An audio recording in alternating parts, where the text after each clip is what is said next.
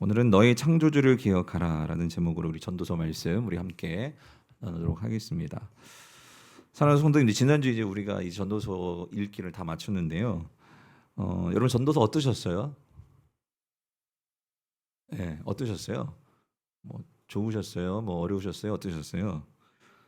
네, 저는 그, 이번에 이제 리딩 지저스를 통해서 우리가 성경 한 권 한 권 이제 읽어 나가고 있잖아요. 그래서 저는 궁금해요. 여러분들이 우리 성도님들이 이 성경을 이제 한 권씩 읽어 나가면서 과연 무엇을 발견하고 무엇을 깨달으셨을까? 특별히 어떤 하나님을 여러분들이 만나게 되었을까? 이게 참 궁금한데요. 어, 또 이것뿐만 아니라 여러분들이 성경을 읽으면서 또 어떤 점들이 어려우실까? 그런 부분도 참 궁금한데, 왜 그러냐면 저는 여러분들이 성경을 통해서 어떻게든지 하나님을 더 알아가시는 그런 기쁨을 우리 성도님들이 맛보았으면 좋겠다 하는 그런 간절한 바람, 그런 기대가 있기 때문인데, 제가 확신하는 것은 여러분들이 혹 지난주 전도서를 못 읽었을지라도 이번 주 이제 이사야서를 또 읽는데, 여러분들이 꼭 도전하셔서 그때그때마다 하나님께서 교회 안에 주시는 분명한 은혜가 있는데, 여러분들이 하나님을 정말 풍성하게 알아가는 그런 기쁨과 은혜가 여러분 모두에게 있게 되기를 정말로 축원합니다. 그래서 여러분, 제가 한번 그냥 질문해 보고 싶어요. 여러분들이 전도서를 읽었으니까 여러분, 우리가 어떻게 하면 인생을 잘 살 수 있을까요? 어떻게 하면 우리가 정말 이 깨어진 세상에서 행복하게 살 수 있을까요? 그러니까 사실 이 전도서가, 그러니까 이 부분에 대한 답을 주는 책이거든요.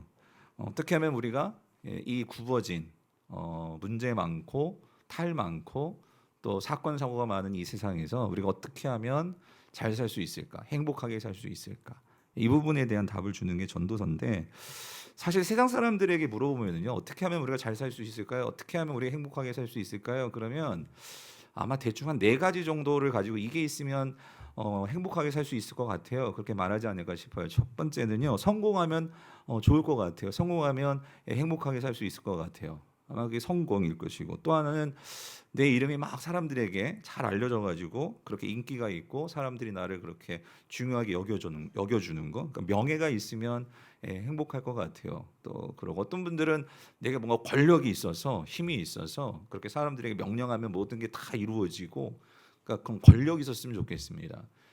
그리고 마지막 한 가지는 대부분의 사람들이 이제 자본주의 사회에서는 이건 다 갖기 원할 거예요. 뭐죠? 뭐가 많았으면 좋겠어요? 돈이 많았으면 좋겠습니다. 그렇죠? 근데 사실 이 자본주의 사회에서는 앞에 나와 있는 이런 성공, 뭐 명예, 권력, 이거 다 뭐로 살 수 있을까요? 돈으로 살 수 있는 것 같아요. 그래서 이 자본주의 사회에서는 마치 이 돈이 신이 돼서, 그래서 많은 사람들은 돈을 숭배해요. 그리고 돈이 있는 곳엔 다 따라다니죠. 그게 오늘날 이 세상에서 사람들이 생각하는 어떤 행복의 조건이 아닐까. 자, 근데 여러분, 오늘 우리는 하나님을 믿는 하나님의 백성들이잖아요. 그래서 여러분들께 여쭤보고 싶은 건 이거예요. 정말 우리가 이 행복해짐에 있어서 이 돈이라는 거 있잖아요. 이 돈이라는 게 이게 진짜 필요 충분 조건일까? 그러니까 여러분 옛날에 수학 시간에 그런 거 배웠죠. 필요 조건이 있고 충분 조건이 있고 필요 충분 조건이 있는데, 근데 이 필요 조건, 그러니까 돈은 그건 맞아요. 우리가 이 세상을 살아갈 때 돈이 필요하죠. 분명 필요 조건이에요. 근데 우리가 좀 진지하게 꼭 생각해 봐야 될 건 뭐냐면, 근데 이 돈이라는 것이 이게 진짜 필요 충분 조건이냐는 거죠. 우리가 행복하고 잘 삶에 있어서 이게 진짜 이 충분하게 우리의 삶을 채워주는 그런 충분 조건이 될 수 있냐 하는 거죠. 그래서 사실 이러한 질문들은요, 고대에도 철학자들도 많이 했고요. 지금도 이렇게 심리학자들이나 여러 사람들이 이런 행복에 대해서 고민을 합니다. 하버드 대학교 심리학 교수인 샤흐르 교수가 쓴 행복이란 무엇인가라는 책이 있어요. 그래서 이분은 하버드 대학에서 행복학을 강의하는 교수님인데, 그분이 그러니까 그러니까 사람들이 어떨 때 행복하냐를 놓고 이제 심리학자로서 연구하고 그걸 정리한 책이에요. 근데 이분이 내리는 결론이 이거예요. 어떻게 하면 행복해지느냐? 책에 이렇게 문구가 나와 있는데, 우리가 행복해지려면 어떻게 행복을 얻을 것인가 보다 행복 자체에 관심을 가지고 스스로 나는 어떻게 더 행복해질 수 있는가라는 질문을 던져야 한다라는 거예요.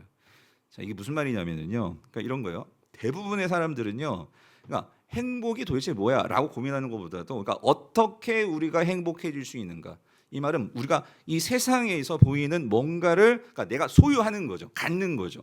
어떻게 사람들이 정말 화려하게 만들고 좋게 보이고 그래서 내 눈이 거기 끌린단 말이에요. 그래서 그것들을 내가 어떻게 하면 더 많이 갖고 그거를 가지면 행복할 수 있을 거다. 이렇게 사람들이 행복을 정의하고 그 가진 것을 행복이라고 생각하는 경우가 많다라는 거예요.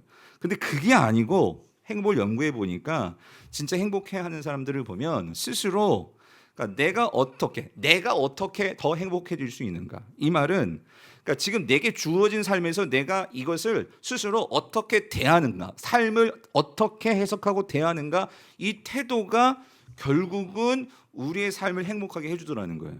예를 들면 이런 거예요. 그러니까 어떻게 이 세상의 것을 내가 가져서 더 행복해지려는가? 사람들은 이런 거에 관심이 있는데 그렇게 되면은요, 마치 이런 거예요.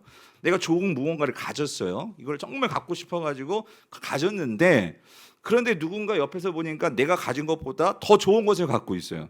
그럼 어떻게 돼요? 나의 행복이 행복해져요? 아니라는 거예요. 이게 또 금방 불행해진다는 거예요. 저거를 가져야지 또 행복해질 수 있다는 거죠. 그러니까 이렇게 해서는 행복이 절대로 행복해질 수 없다는 것이 이 하버드대 교수 샤르 교수의 설명이라는 거예요. 근데 여러분 이게 근본적으로 그러니까 성경이 우리에게 말하고 있는 바도 그거라는 거예요. 이 세상의 무언가를 내가 소유해서 이렇게 행복해질 수 있는 것이 아니고 오늘 우리가 진정으로 행복해지기 위해서는 어떻게 해야지만 행복해지느냐? 그것은 결국 우리가 이 삶을 대하는 태도, 이 태도가 달라져야 되는데 전도서는요. 그럼 구체적으로 어떻게 삶을 대하는 태도가 달라져야지만 정말 잘 살 수 있는가, 행복해질 수 있는가, 이거를 우리에게 말해준다는 거죠. 그래서 오늘 지금 우리가 읽은 부분이 여러분들이 읽은 전도서의 마지막 결론 부분입니다. 그래서 이 전도서가요, 이 전도서에서 말하는 이 전도서의 그 화자가 이 코엘렛인데, 그래서 전도서는 전도자라고 나오죠. 이 전도자가 전도서 1장부터 12장까지 해서 줄기차게 계속해서 이 세상이 어떤 세상이냐를 말해줘요. 그래서 전도서에서는 이 세상을 이 단어로 표현하죠. 해 아래에서의 삶. 그러니까 해 아래에서 삶이라는 것은 우리가 지금 살고 있는 이 세상을 말하는데 결국 이 해 아래에서 삶의 특징은 뭐냐면요. 전도서는 이렇게 말하죠. 자, 12장 8절 같이 읽어볼게요. 같이 읽어보겠습니다. 시작. 전도자가 이르되 헛되고 헛되도다 모든 것이 헛되도다요. 예. 그래서 여러분 우리가 전도서 1장을 쫙 피자마자 1장에서부터 처음에 나오는 2절부터 나오는 게 뭐예요? 헛되고 헛되고 헛되니 모든 것이 헛되도다예요. 그러니까 해 아래에서의 삶을 이 전도자가 유심히 관찰하고 연구하고 탐구했어요. 그런데 사람들의 삶을 보니까 그 삶의 모습은 결국 헛되다는 거예요. 이 헛되다라는 단어가 히브리어는 이 헤벨이거든요. 헤벨. 이 헤벨의 뜻은 단어적인 뜻은 연기, 숨, 바람. 이게 헤벨이에요. 그러니까 우리의 삶이 바람이다, 숨이다, 연기다 이 말은 뭐냐면 그러니까 그만큼 짧다 그 소리예요. 그러니까 뭔가 우리가 소유하면 이걸 갖고 만족을 계속할 것 같죠? 금방 관심이 시들어요. 짧아요. 뿐만 아니라 우리 이 세상에 우리의 삶도 뭐 10년, 만년 뭐 오래 살 것 같지만 우리는 다 누구나 다 죽어요. 그러니까 우리의 삶을 놓고 보면 결코 영원한 것은 어떤 것도 없어요. 다 짧아요. 우리는 한계를 가지고 있어요. 그러니까 그게 우리의 인생, 해 아래에서의 삶이라는 거죠. 그리고 더 근본적으로 더 들어가 보면 하나님은 세상을 창조할 때 보시기에 심히 좋게 창조하셨는데 인간이 이 탐욕과 탐심에 의해서 결국 이 세상을 망가뜨려 버렸어요. 그래서 이 망가진 세상에서 우리는 살고 있는 거예요. 그러면서 망가진 세상이기에 이 세상의 것을 아무리 가지고 소유하려고 해도 이 세상은 근본적으로 깨어진 세상이라는 거죠. 그런 세상에서 우리가 만족을 느끼고 행복을 느낀다는 게 이 세상 속에서 그것을 누린다는 게 사실은 뭔가 근본적으로 문제가 있다 그 소리예요. 그래서 우리는 정말 내가 열심히 살았다고 살았는데 우리의 죽음 앞에서 나의 삶을 돌아보니 도대체 내가 뭘 위해서 살았나? 허무해지고 헛된 것 같고 이게 결국 우리의 삶의 모습이 이 세상에서 삶 그런 모습들을 이 전도자는 보았다 그 소리예요. 그래서 전도자는 이 질문을 하는 거예요. 그렇다면 우리가 이 헛됨의 문제를 어떻게 극복할 수 있겠느냐? 이 세상에서 말이죠. 그래서 그 답을 주는데 그 답이 뭐냐면 그게 오늘 본문 1절 2절이죠. 자, 1절 2절 같이 한번 읽어볼게요. 시작. 너는 청년의 때에 너의 창조주를 기억하라. 곧 곤고한 날이 이르기 전에 나는 아무 낙이 없다고 할 해들이 가깝기 전, 해와 빛과 달과 별들이 어둡기 전에, 비 뒤에 구름이 다시 일어나기 전에 그리하라예요. 예, 아멘. 이게 전도자가 주는 이게 처방책이에요. 자, 근데 여기서 보세요.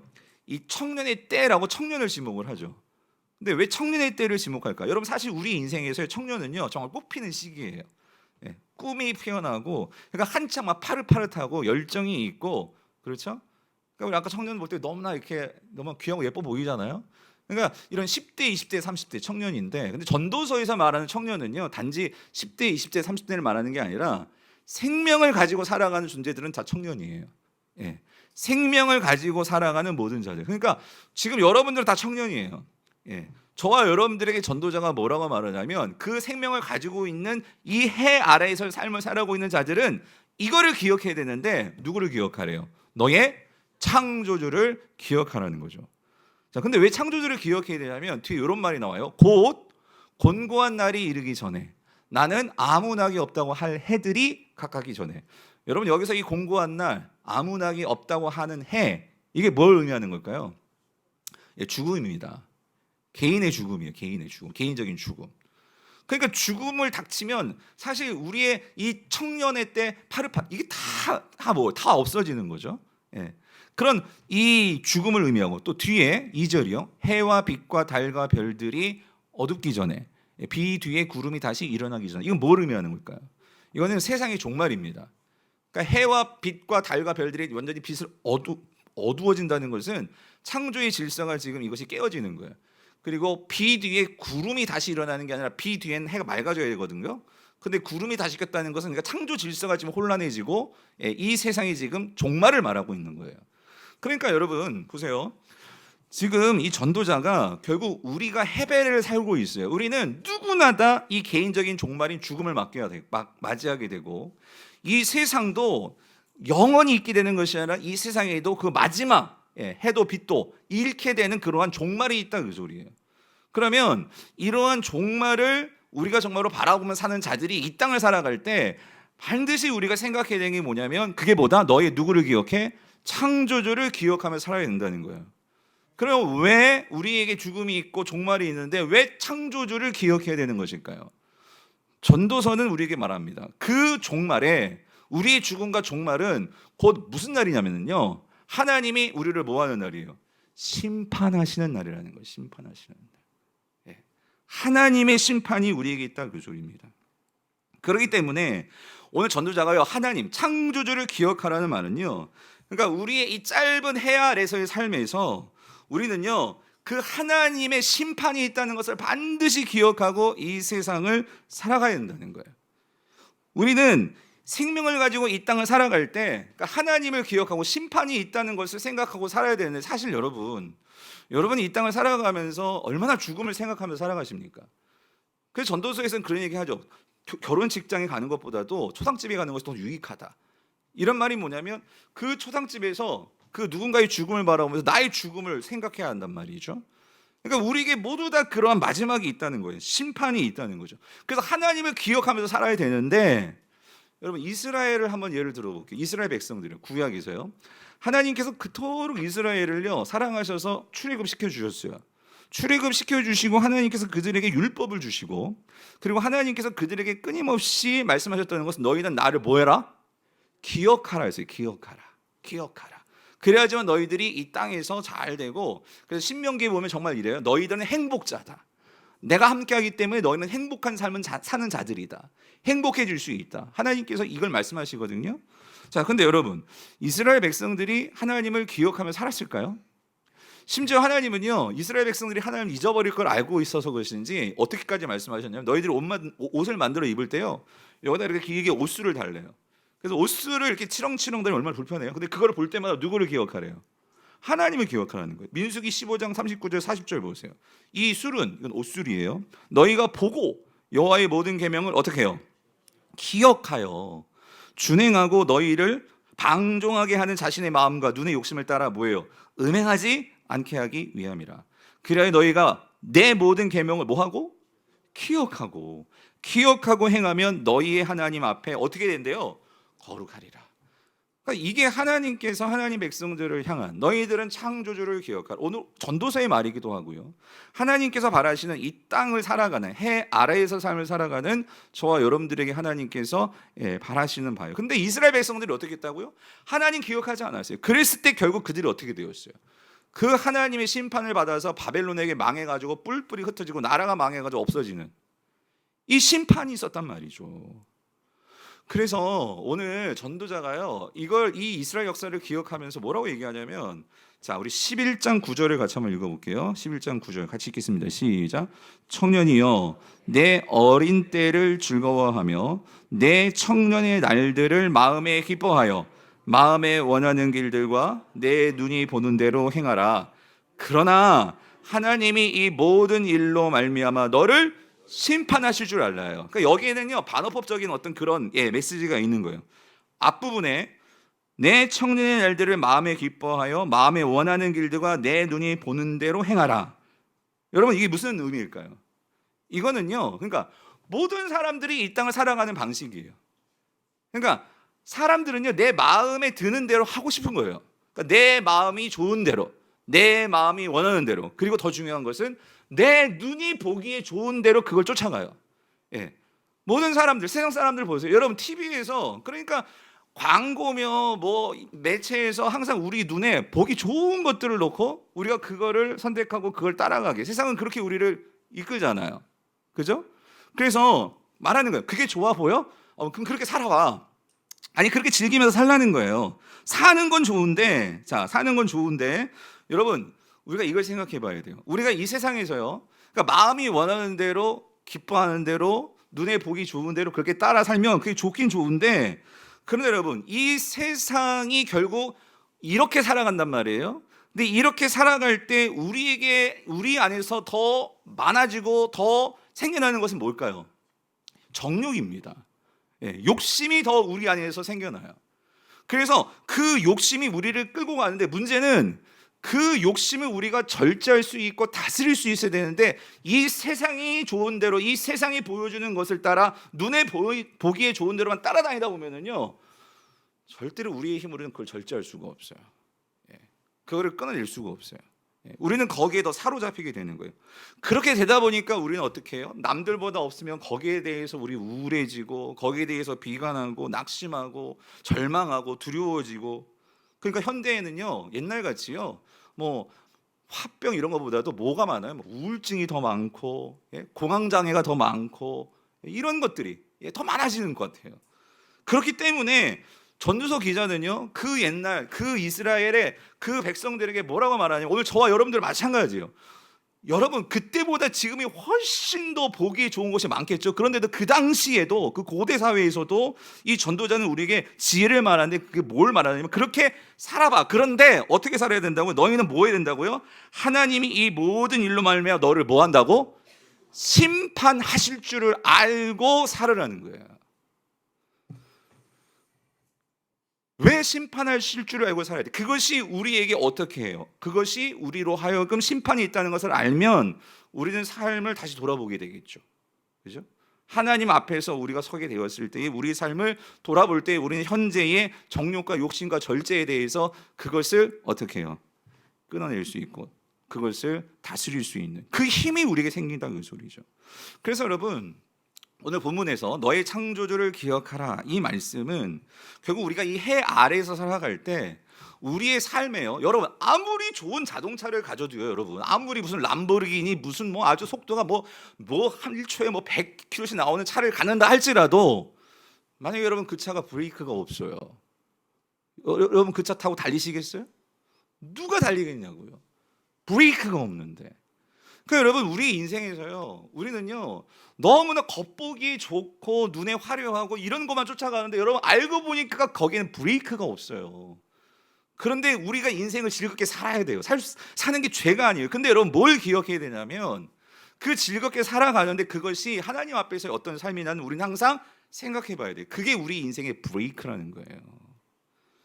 그래서 성도님들, 여러분, 우리가 이 세상을 살아가면서요, 정말 창조주를 기억하며 심판을 기억하며 살아갈 때 우리에게 어떤 일들이 생겨나게 될까요? 그것은 여러분 이겁니다. 창조주를 기억하면서 사는 것은 우리는 해 아래에서 사는데, 그런데 전도자가 우리에게 말씀하시는 바는요, 해 너머의 삶이 있다는 거예요. 그러니까 해 너머의 삶이라는 것은 하나님이 계신 삶이 있어요. 하나님이 계시고 그 삶이 우리를 이끄시는 그 삶의 차원이 있다, 그 소리예요. 그렇기 때문에 전도자가 우리에게 주시는 지혜는 뭐냐면요, 성도는, 하나님의 백성은요, 해 아래에서 살지만 해 너머를 볼 수 있는 눈이 열려야 된다, 그 소리예요. 그럴 때 우리는요, 우리의 현실에 대해서 어떤 현실이 우리에게 주어진다 할지라도 그 현실을 즐길 수가 있어요. 여러분, 제가 어제 순장님이 그런 말씀을 하시더라고요. 제가 그 말이 계속 마음속에 남아서, 목사님 전도서를 보니까, 그리고 우리 리딩 지저스 그 설명을 보니까 거기에 이런 말이 나오죠. 성도들이, 그러니까 우리가 헤벨, 헛됨을 기억하면서 현재를 즐겨야 된다. 그런데 이런 말씀하시더라고요. 목사님, 과연 우리 성도들 중에 몇 명이나 정말 현재를 즐길 수 있을까요? 이 말이 뭐냐면, 그러니까 내 삶이 먹고 살기 힘들어요.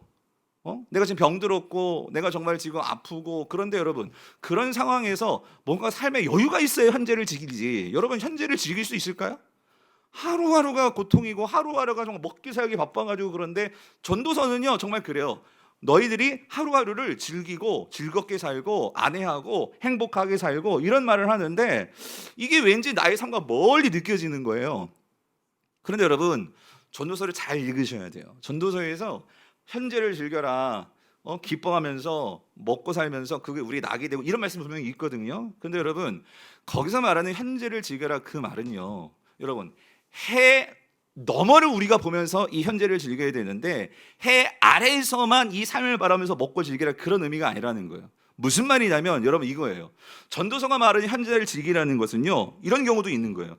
여러분, 내 삶이 맞아요. 정말 먹고 살 여유도 없고 어렵고 병들었고 힘들고, 그런 상황에서 세상 사람들은요 그럴 거예요. 어떻게 현재를 기쁘게 삽니까? 즐겁게 삽니까? 근데 성도들은요, 하나님께서 해 너머에서 우리에게 주시는 하나님을 바라볼 때, 성도는 이 해라의 해 아래에서의 삶만이 다가 아니란 말이에요. 해 너머의 삶이 있단 말이에요. 그러면 해 너머에서 하나님께서 우리를 보시고 그 하나님이 주시는 하늘의 소망이 있단 말이에요. 그 소망을 가지고 이 땅을 살아갈 때, 소망은 현재에 뭐를 주느냐? 우리가 그럼에도 불구하고 살아낼 수 있는 삶의 의미를 준다는 거예요. 의미. 그 의미가 있을 때 우리는 마치 내 삶이 정말 죽을 것 같고 힘들고 너무나 고통이고 고난이고 그런 삶이어도 우리는요, 그 현재에서 살아낼 수 있다는 소리예요. 견뎌낼 수 있고 심지어 즐거워할 수 있고. 여러분, 이게 뭘까 고민해 봤는데, 여러분, 이런 거더라고요. 여러분, 2차 세계대전 때 그 나치의 이 아우슈비츠 그 강제 수용소 아시잖아요. 거기서 여러분, 거기에서요 유대인들이 150만 명이 죽어나갔어요. 150만 명 상상이 되세요? 150만 명이 그 가스실에서 정말 죽어나가는 거예요. 근데 그 아우슈비츠에서요 살아남은 사람들이 있어요. 살아남은 사람들이 있고, 여러분, 살아남는다고 해도 얼마나 처참한 그 사람들이 죽어가는 모습을 보았지 않겠습니까? 그런데 그 사람들 중에 누가 있냐면, 여러분들 잘 아실 거예요. 빅터 프랭클이라는 죽음의 수용소에서라는 이 책을 쓰신 분이 있어요. 이분이 오스트리아의 그 정신과 의사였어요. 유대인 출신의. 그러니까 유대인이라는 이유 때문에 이제 그 아우슈비츠에 들어가게 된 거예요. 근데 이분이 들어갈 때 혼자 들어간 게 아니라요, 아내도 들어갔고요, 형제들도 들어갔고요, 부모님도 다 들어갔어요. 근데 어떻게 되었느냐? 부모도 죽고 아내도 죽고 형제도 죽고 이 빅터 프랭클만 살아남았어요. 여러분, 한번 생각해 보세요. 그 수용소에서는요, 그러니까 매일매일 삶이 내일 내가 죽을지 안 죽을지 몰라요. 그러니까 매일매일 생사가 엇갈리는 그것이 공존하는 곳이 죽음의 수용소예요. 그 수용소에서 살아가는 거예요. 여러분, 만약에 그런 수용소에서 살다면 여러분 삶의 의미가 있고, 여러분 삶에 어떤 기쁨이 있고, 여러분 정말 여러분의 삶에 행복하시겠습니까? 아마 정말 죽고 싶을 거예요. 진짜 그냥 빨리 죽고 싶을 거예요. 그런데 이 빅터 프랭클 이 박사가 거기에서요, 그러니까 자신의 가족들도 죽어가는 걸 봤고, 그런데 거기에서도 그 수용소 안에서도 정말 그 비참함 속에서도 삶을 영위해가면서 끝까지 살아내려고 하는 그런 사람들이 있더라는 거예요. 그러니까 이게 이제 직업의식이 발동되니까 어떻게 그런 상황에서도 하루하루를 그렇게 살아내려고 하는 그런 힘들이 어디서 나오는가, 그런 살아남은 사람들 말이죠. 그리고 보니까 이렇더라는 거예요. 그러니까 나치도요 이런 거예요. 뭔가 막 삶에 의욕이 있고 하는 사람들은 뭔가 그래도 남겨두더라는 거죠. 그런데 의미도 없고 막 그렇게 막 힘들어하고 이런 사람들은 먼저 그냥 다 죽게 그렇게 하더라는 거예요. 그러면서 이 빅터 프랭클 박사가 뭘 깨달았냐면 이거더라는 거예요. 그런 삶의 죽음의 그 수용소 같은 곳에서도 살아남는 사람들의 특징이 뭐냐? 이분이 본 건 그거예요. 그 속에서도 뭔가 삶의 의미를 발견하는 사람들. 그러니까 내가 왜 살아남아야 되는지. 그러니까 지금 이 빅터 프랭클 박사 같은 경우에는요, 그런 이 죽음의 수용소 같은 이러한 모습이 아우슈비츠가, 여러분 사실은 이 아우슈비츠만 이겠습니까? 우리 사실은 삶이라는 이 우리의 환경이 여러분 중에서 정말 죽지 못해 살아야만 하는 우리의 인생의 그러한 모습들이 있잖아요. 삶의 환경이 있잖아요. 우리는 그런 이 현실이 그런 깨어진 세상에서 결국 살아가야 되는 우리의 숙제들이 있단 말이에요. 근데 그런 상황 속에서 어떻게 우리가 살아남고 우리가 견뎌나가고 그것들을 이겨나갈 수 있느냐? 그러니까 이 빅터 프랭클은 정신과 의사로서 그걸 고민한 거예요. 그랬더니 답이 뭐라고요? 의미를 찾으면 그것이 아무리 아우슈비츠더라도 그 수용소에서 살아남더라는 거죠.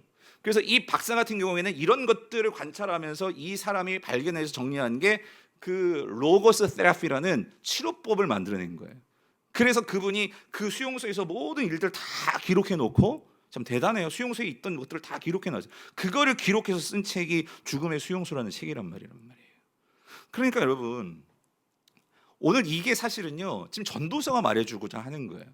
우리의 삶이 정말 다 깨어지고 망가지고 절망이고 정말 그런 상황 속에서도 우리가 어떻게 살아낼 수 있을까? 어떻게 정말 행복하게 살 수 있을까? 그래서 아마도 이 죽음의 수용소라는 그 모티브를 가지고 만든 그 영화가 있죠. 이탈리아. 제가 지금 갑자기 생각나는데 그 인생은 아름다워라는 영화 아마 보시는 분 계실 거예요. 예? 거기서 그 수용소에서 다들 막 정말 살아가는데 이 인생은 아름다워의 그 주인공은요, 사람들에게 그 수용소에서 기쁨을 주고요, 웃음을 주고요. 특별히 거기에 아들이 있었거든요. 이 아들에게 이 수용소가 우리를 정말 무시무시하게 만드는 곳이 아니라, 그 아들은요, 그 아버지하고 뭐 하냐면요, 그 수용소에 술래잡기 해요. 술래잡기 하고 다니고, 왜냐하면 독일군에게 잡히지 않으려고, 잡히면 죽으니까.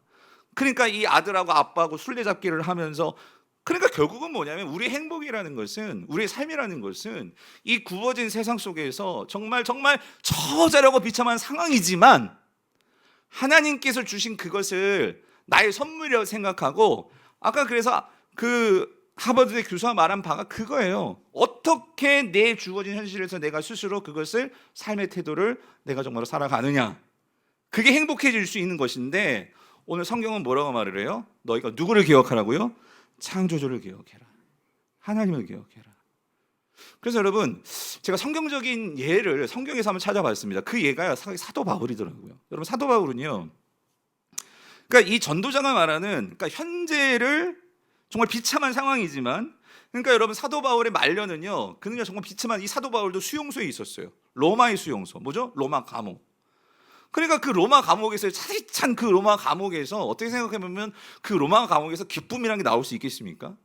근데 여러분 잘 아시지만 그 우리가 알고 있는 이 빌립보서요. 그래서 로마 감옥에서 쓴 이 바울의 서신서가 에베소서, 빌립보서, 골로새서, 빌레몬서잖아요. 그 중에 이 빌립보서를 보면은요, 너무나 그 서신 자체가 감옥인데도 그 기쁨으로 충만한 것을 우리가 볼 수 있단 말이죠. 이게 뭐 바울이 뭐 거짓말을 치는 건가? 아니, 그렇지가 않은 것 같아요. 그걸 왜 그러냐면, 바울은요 분명히 해 아래에서 로마 감옥이라는 죽음의 수용소에 있지만, 사형수로 있지만, 이 바울은요 그거를 어떻게 현재를 기쁨으로 즐겁게 살아갈 수 있는 힘이 어디서 나오느냐? 그러니까 바울은 해 너머를 볼 수 있는 시야를 갖고 있던 사람이더라는 거죠. 그래서 여러분, 바울은 이걸 기억해서, 예수님께서 주신 말씀이 있죠. 산상수훈에서 5장 11절에서 12절, 예수님께서 이렇게 말씀하십니다. 세 번역으로 읽어드릴게요. 너희가 나 때문에 모욕을 당하고 박해를 받고 터무니없는 말로 온갖 비난을 받으면 복이 있다. 너희는 기뻐하고 즐거워하여라. 하늘에서 받을, 여기서 하늘이 보여요. 해 너머의 삶이잖아요. 그 해 너머에서 뭐가 기다리고 있냐면, 너희의 뭐가 있대요? 상이 있는데, 그 상이 어떻대요? 크다요. 크다. 그 큰 상이 너를 기다리고 있어. 그런데 이게 너뿐만이 아니라 너희보다 먼저 온 예언자들도 이와 같이 이 상을 정말로 기대하면서 뭘 받았다고요? 박해를 받았다. 저는 사도 바울이요, 이 예수님의 이 말씀을 꽉 붙들었을 것 같아요. 그거를 붙들고 그는 로마 감옥에서 이 말씀을 통해서 이 해를 뚫고 해 너머를 볼 수 있는 눈을 가졌다 그 소리입니다. 그럴 때 그가 빌립보서에서 그가 뭐라고 그가 고백을 합니까? 빌립보서 3장 13절 14절 우리 같이 한번 읽어볼게요. 시작. 형제들아 나는 아직 내가 잡은 줄로 여기지 아니하고 오직 한 일 즉 뒤에 있는 것은 잊어버리고 자 뭐예요? 앞에 있는 것을 잡으려. 이 앞이 뭐예요? 해 너머의 삶. 전도서로 말한다면 해 아래에서 삶에 그냥 다 내 시야와 관심이 모두 여기 아래에만 있어가지고 그냥 막 마음 졸이고 여러분 그럼 못 살아요. 예? 우울해져요. 근데 사도 바울은 그 감옥에서도 해 너머의 삶 앞에 있는 것을 내가 잡으려고 그 앞에 있는 뭐를 향하여 표대를 향하여 그리스도 예수 안에서 하나님이 위에서 부르신 뭐를 위하여서 부름의 상을 위하여서 달려가노라. 이거 언제 달려가는 거예요? 죽고 나가지고 천국 가서 달려가는 거예요? 어디서 달리는 거예요? 해 아래에서. 해 아래에서. 이 땅에서. 이 땅에서 나는 달려가는 삶을 산다. 여러분 이게 어떻게 가능하냐고요? 창조주를 기억하는 자에게 하늘은 우리에게 소망을 주시고 그 소망은 내가 그럼에도 이 감옥에서 살아남을 수 있는 삶의 의미를 준다 그것입니다. 의미를. 그러니까 여러분 이 삶의 의미가 있으니까요. 사도 바울은 그 빌립보서를 쓴 거예요. 감옥에서. 그리고 그 빌립보 교회 성도들에게 지금 이렇게 또 그가 목회를 하잖아요. 뭐라고 그가 말을 해줍니까? 빌립보서 4장 11절 13절 세 번역을 읽어드릴게요. 내가 궁핍해서 이렇게 말하는 것이 아닙니다. 그러니까 나는 불쌍한 사람이 아닙니다. 예. 나는 어떤 처지에서도 스스로 뭐하는 것을 배웠대요? 만족하는 법을 배웠습니다. 여러분 이게 아까 하버드 교수도 말했던 그 부분, 샤르 교수가 스스로 내 안에서 행복을 대하는 태도, 그게 나의 행복을 결정하는 거예요. 근데 그게 사실 성경에서 나온 거더라고요. 뭐라고요? 나는 어떠한 처지에 있든지 스스로 뭐하는 법을 배웠다고요? 만족하는 법을 배웠습니다. 나는 비천에 처할 줄도 알고 풍부에 살 줄도 압니다. 배부르거나 굶주리거나 풍족하거나 궁핍하거나 그 어떤 경우에도 적응할 수 있는 비결을 배웠습니다. 근데 여러분 이 비결이 나로부터 나와요? 해 너머로부터 온단 말이에요. 해 너머로부터. 해 너머에 누가 계세요? 창조주가 계시고 그 창조주는 곧 누구세요? 하나님이실 뿐만 아니라 누구세요? 그 하나님을 통해서 내 안에 그 예수 그리스도의 구원을 통해서 성령을 부어 넣어주신 바로 그 예수 그리스도 내게 능력을 주시는 분 안에서 나는 뭐예요? 모든 것을 할 수 있습니다. 여러분 해 너머의 삶이 보여야 된단 말이에요. 그 해 너머에서 이 땅에 오신 분이 누구십니까? 예수 그리스도시란 말이죠. 그리고 그 예수 그리스도가 십자가에서 죽으시고 부활하셔서 하늘로 가셨는데 다시 그 하늘 위에서 우리에게 오신 분이 누구십니까? 너희 속에 내가 부어주리라 말씀하시면서 우리 속에 넣어주신 분이 누구십니까? 성령님이시잖아요. 성령님. 그러므로 사랑하는 성도님들, 사도 바울이 배운 이 해 아래에서의 삶이 결국 헛되지 않을 수 있는 그 이유는요. 그러니까 내가 어떤 상황에 있든지 내가 현재를 즐기고 그 현재를 이겨낼 수 있고 살 수 있는 것은요. 그 해 너머에 그 나의 부르심에 그 상을 주신 주님을 바라보면서 나에겐 그 상이 있단 말이에요. 우리의 헛됨이 결국은 우리는 죽음이고 심판이지만 그것이 심판이 그냥 그렇게 끝나는 그래서 정죄의 심판으로 끝나는 것이 아니라 하나님이 그 마지막에 나에게 뭐예요? 상을 주시고 멸류관을 씌워주시고 그 날이 있음을 기억하고 기대하기 때문에 그는 현재의 삶이 어때요? 의미가 있다 그 소리예요. 어떤 상황에서든지.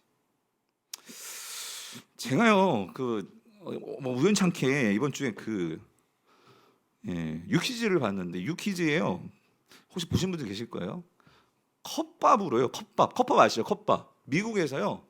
1년 매출이 600억이에요. 600억. 여러분 뭐 우리 돈에 초월한 사람들이죠, 여러분. 감이 없죠. 600억이 뭐 얼마인지. 컵밥으로 600억을 배우는 이 송정훈 대표라는 분이 계시더라고요. 되게 젊으시더라고요. 되게 젊으신데 이분이 왜 미국에 갔냐면 그러니까 딱 보면 놀게 생겼어요. 보신 분은 아실 거예요. 놀기 좋아하고 그런 분 같아. 근데 부모님이 공부하러 미국에 보냈는데 공부가 돼요? 놀기 좋아하니? 공부가 안 되는 거. 영어도 안 늘고. 그래가지고 공부를 그냥 때려치고 있다가 그럼 어떻게 뭔가 먹고 살아야 되니까 그러다가 이제 뭔가 미국에서 이 푸드 트럭을 보게 된 거예요. 저거 하나 사고 뭔가 해보자. 뭐 할지도 모르는데 그냥 푸드 트럭 하나 샀대.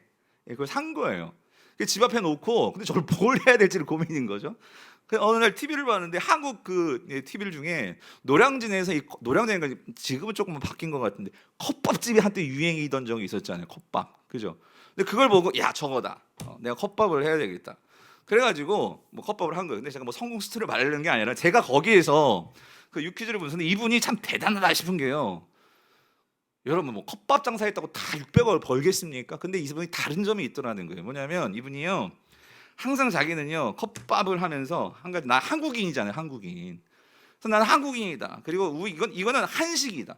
근데 이런 생각을 했던 게 한 번은 이렇게 그 학교인가 어딘가에서 이렇게 막 음식 페스티벌이 있는데 막 거기 인도 음식도 있고 베트남 음식도 있고 다 있는데 한국 음식만 없더라는 거예요.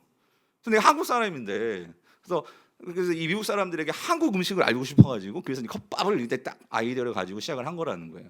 근데 그렇게 이분이 그렇게 컵밥에 한국 음식에 대한 자부심을 갖게 되고 한 게 어디서 나오냐 그 힘이 그 정신이 보니까 이분이요 그 자기 핸드폰에 셀폰에 적어놓은 문구가 있더라. 뭐라고 자기 그걸 항상 기억하면서 그걸 보면서 살았대요.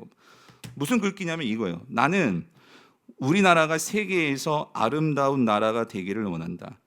가장 부강한 나라를 원하는 것은 아니다. 오직 한없이 가지고 싶은 것은 높은 문화의 힘이다. 예, 문화의 힘이다. 이거 누구 그릴까요? 그러니까 나는 지금 막 강력한 막 힘 있는 그런 나라를 원하는 것이 아니라 이 세상에서요 정말 한없이 우리나라가 이 문화의 힘을 갖게 되는 것이 나의 정말 소망이다. 이 글귀를 적어놓고 항상 보고 이렇게 그걸 마음속에 새기고 되새기고 그래야 돼. 컵밥을 장사하면서도 이걸 항상 보면서 생각했다는 거예요. 이 누구의 글귀인 줄 아세요? 김구 선생님이더라고. 김구 선생님이 그러니까 우리나라가 일본처럼 막 힘을 가지고 다른 나라들을 막 제압하고 이게 아니라 우리의 좋은 문화를 다른 나라들에게 전파해주고 그런 힘 있는 나라가 되었으면 좋겠다가 평소에 김구 선생님이 가지고 있었던 몰라 어디서 갖고 온 글인지 모르겠는데 아무튼 김구 선생님이 글이라는 거예요. 그래가지고 이분이 거기서 아이디어를 얻어서 뭘 했냐면 컵밥을 장사하는데 그냥 컵밥 장사하는 게 아니라 나는 한국 사람이니까 그럼 한국의 문화를 전파하는 거다. 그래서 한국의 문화를 전파하려면 여러분 한국의 문화가 다른 사람들 다른 나라들과 다른 게 뭐가 있을까요? 이 사람이 딱 세 가지를 잡은 거예요. 키워드를. 그게 뭐냐면 정, 흥 그리고 덤이에요. 덤. 그래가지고 이 세 가지가 우리 한국 문화의 특징이다. 그 장사를 하는데 정은 뭐냐면 이런 거예요. 푸드트럭이니까 단골이 있을 거 아니에요? 그럼 단골이 있으면 생일날에 차를 끌고 그 집에 가서요. 거기서 컵밥을 주고 오는 거예요. 어느 미국 사람들이 그런 배달 문화가 지금은 좀 많이 나아졌지만 미국 배달 문화 꽝이거든요, 여러분. 지금 많이 좀 달라진 것 같지만 어쨌든 그런 순간 사람들이 막 좋아하는 거죠. 그다음에 흥. 맨 처음에는요 컵밥 장사를 하는데 옆에는 만약에 뭐 멕시칸 음식이 뭐 줄을 막 선다는 거 엄청나게 길을 쓰는데 줄이 몇 명 안 쓰는 거예요. 그래가지고 뭐 어떻게 된지 모르는데 우연찮게 너무나 심심하고 하니까 거기서 서로들 막 이렇게 춤추고 그랬나 봐요. 그런데 사람이 그러니까 막 관심을 갖더라는 거예요. 그래가지고 이제 사람들이 몇 명이서 줄을 서면 재밌게 해주기 위해서 막 춤추고 막 어쨌든 분위기를 막 으쌰 하면서 하니까 사람들이 막 관심을 갖고 막 줄을 서더라는 거예요. 그리고 덤 여러분 미국은요 뭐 한 가지 뭐 소스든지 뭐 하나 추가할 때만 뭐가 붙어요? 돈이 붙어요. 돈 공짜가 없어요. 다 돈이에요. 근데 이 사람은 한국어는 뭐예요? 단골이 되고 하면 어떻게 해요? 뭐라도 하나 계란이라도 하나 더 얹어주든가 뭐라도 하나 더 이렇게 덤으로 주잖아요. 그래가지고 근데 그냥 준 게 아니라 예를 들어서 이게 한국 음식이니까 그 사람들이 뭔가 이렇게 미국 사람인데도 더 주세요 이런 단어를 알아가지고 더 주세요 혹은 뭐 깎아 이렇게 이제 한국말을 하면은 사람들이 거기서 그런 게 나와요. 보신 분 아실까 막 그 직원들이 다 같이 막 엑스트라 막 그러면서요 막 거기서 막 그냥 좋아가지고 막 그냥 외치면서요 막 아주 축제 분위기 같아. 그러면서 막 더 주고 하니까 장사가 되게 싼 데 있어요. 되는 거예요. 제가 오늘 이 예배 시간에 왜 이야기를 하냐면요, 여러분. 저는 그걸 보면서 뭘 깨달았냐면 여러분 이런 거더라고요. 하나님께서 어제 우연찮게 본 이 송정훈 대표 이야기였는데요. 전 그걸 본 거예요. 여러분 그 미국에서요, 완전 다른 문화에서요, 어떻게 이 한국 음식으로 대박을 칠 수 있을까? 여러분 그 김구 선생님의 이 문화, 한국 문화의 소중함을 이 사람이 정말로 마음에 깨달아가지고 그걸 항상 생각하니까 이 정, 흥, 덤이라는 이러한 이 소망을 가지고 이러한 그 마음 가운데의 꿈을 가지고 그 미국 사회에 들어가니까는요 장사가 되더라는 거예요. 오늘 저와 여러분들은요 해 너머에 하나님 나라의 백성들이에요. 그 해 너머에 하나님께서 우리에게 끊임없이 말씀해 주시고 그 말씀을 가지고 우리가 마치 그 미국 문화와 같이 그 새로운 문화에 들어가는 것처럼 우리는 세상 속에 들어가가지고요 하나님의 문화를 전파하고 그것을 가지고 장사하고 공부하고 일하라고 오늘 저 여러분들 여기에 모아주신 거예요. 그렇다면 제가 여러분들께 질문하고 싶어요. 여러분은 여러분의 핸드폰에 하나님 말씀 가운데 어떤 말씀을 기록해 놓고 그 말씀을 보면서 하나님 내가 이걸 가지고 세상에서 내가 하나님의 문화를 전파하는 그런 하나님을 기억하는 창조주를 기억하는 삶을 살게 해주십시오라고 저와 여러분들 중에 어떤 분이 이런 삶을 살고 있냐 그게 궁금한 거예요. 제가 놀란 게 뭐냐면은 이분이 이제 그렇게 막 하니까요 어떤 그 미국 사람 중에 이런 사람들이 나왔대요. 내가 한국에 대해서 정말 몰랐는데 유타에서 이 장사를 하시더라고요. 한국이라는 나라를 몰랐는데 널 보니까 한국에 가고 싶어졌대요. 한국에. 저는 그걸 보면서요 이런 거 아니겠어요? 여러분이 세상에서 정말로 하나님의 그 문화가 뭐예요? 우리는 정말 사랑하고 어떻게든지 섬기고 어떻게든지 베풀려고 하고 주려고 하고 근데 왜 그러냐고. 아니 이유가 없어. 내가 그런 사랑을 받았으니까 난 그렇게 하는 거야. 나는 창조주를 기억하는 자야. 그렇게 했을 때 그래? 그렇다면 나도 너희들처럼 나도 교회 가고 싶다. 여러분 이게 지금 세상에서 정말 실질적으로 세상 사람들의 삶에서도 나타나고 있는 모습이더라는 거예요.